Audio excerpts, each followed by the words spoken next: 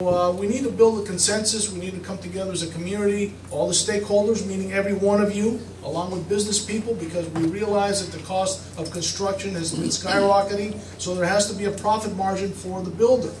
But we do have to have a plan, and it should be one that we all have input, and certainly human scale is vital for South Miami, because if you want to look like another city, or downtown Kenville, or Brickell, or even Coral Gables, we're not really going to be in any place to compete, because they can go there or they can go somewhere else. We're going to offer something different, something special, and that's what South Miami is all about, at least in my opinion. Thank you.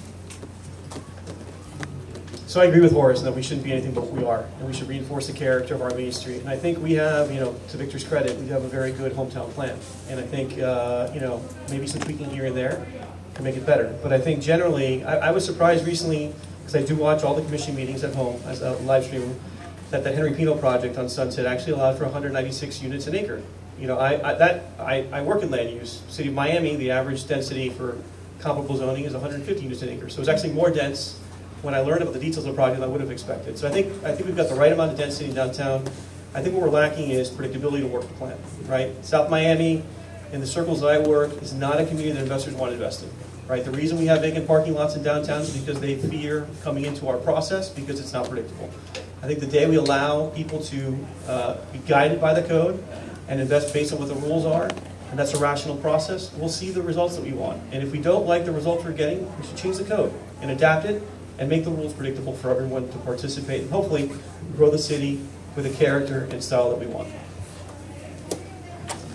Thank you. Yes, of course we should maintain our character. It's a great place to live. People want to live here. They want to work here. They want to play here. They want to learn here. Density, as far as density, it just depends on where it is, right? Close to the train, close to transportation hubs, not away from the single-family homes. We have a plan. Our Todd district, right, is ripe for development and for density, and that's where it should be, and that's where it should be kept. And so, all for keeping our character. There's no doubt about it. Make it special, but we have the density. It should be limited to certain areas of our hometown and Todd districts. Thank you.